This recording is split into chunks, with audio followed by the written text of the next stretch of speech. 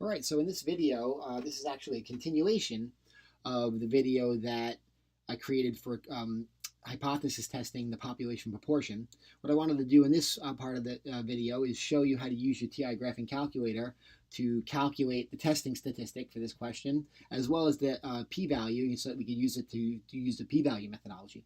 So, you should have watched the video on how I ran through the traditional method for the solution for this. What I'd like to do now is show you where you could put this information in the calculator.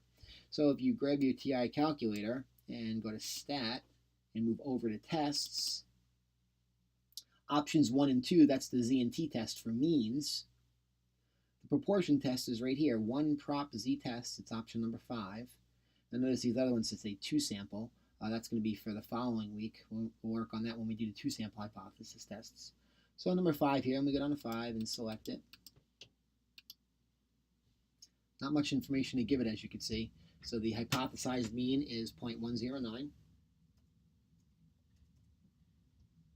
X, that's the number of people that said yes to your question, which in this case was 210. Remember, that was the number of students that dropped out. And N was the number of students in the survey, which is 1,782. Here's where you select the alternative hypothesis. For us, it was a greater than scenario. So we move that down. Slide it over, and then you have to hit enter. All right, so as you can see, there's not much to give the calculator here, so it's going to do a couple of things right now when I ask it to calculate. It is going to crunch this testing statistic, which, by the way, remember is a Z-score, because this axis down here are Z-scores because we use Z-scores to test for proportions for both confidence intervals and the hypothesis test. It's also going to give us the p-value, so we could use that methodology, but let's go ahead and crunch the numbers here. All right, so there's your Z statistic, 1.198. All right, so it's about 1.2 essentially, right? So I think this was these numbers were rounded, and when you round with these numbers, don't forget this 1178 is rounded. The calculator is not actually rounding. You call this about 1.2. All right, so at the end of the day here, there's my p-value. Now this is weird because you have to be careful. See this p here? That's the p-value. Now you look over here and you see this p here, and you're like, wait, is that p the same as the p-value? In fact, it's not. This p stands for the population proportion, of people that agree with the question at hand.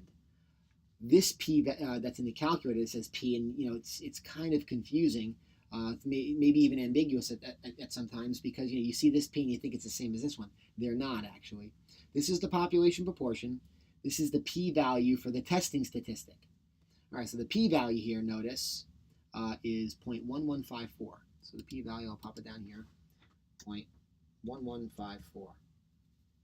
Now remember the p-value methodology. If the p-value is less than alpha, you reject the null hypothesis. When the p-value is greater than alpha, then you fail to reject the null hypothesis. So this p-value, 0.1154, in fact, is greater than alpha equals 5%. Remember, the alpha level here was 5%. We pop this down here. So the p-value of 0.1154 that we will get from the calculator, and don't forget, getting that area outside of this testing statistic, this 1.19 or 1.2 approximately, this line here, the area from this spot to the right is about 11.5%, which is larger than that alpha. And when the p-value is larger than alpha, you fail to reject H sub 0. So this is called the p-value methodology for hypothesis testing. Obviously, the p-value methodology is a lot easier than the old-fashioned critical value and testing statistic method. The traditional method, finds a critical value in a table, crunches a testing statistic, and does a comparison between the two to pass your judgment on the null hypothesis. The p-value, all you need to know is that one number, and if that p-value is less than alpha, you reject. If the p-value is larger than alpha, then you fail to reject the null. Everything else is the same. The conclusion's the same. It's just I think this is an interesting thing to see in the calculator. So rather than crunch this by hand, we go to the calculator to do it, and then you see it's right there.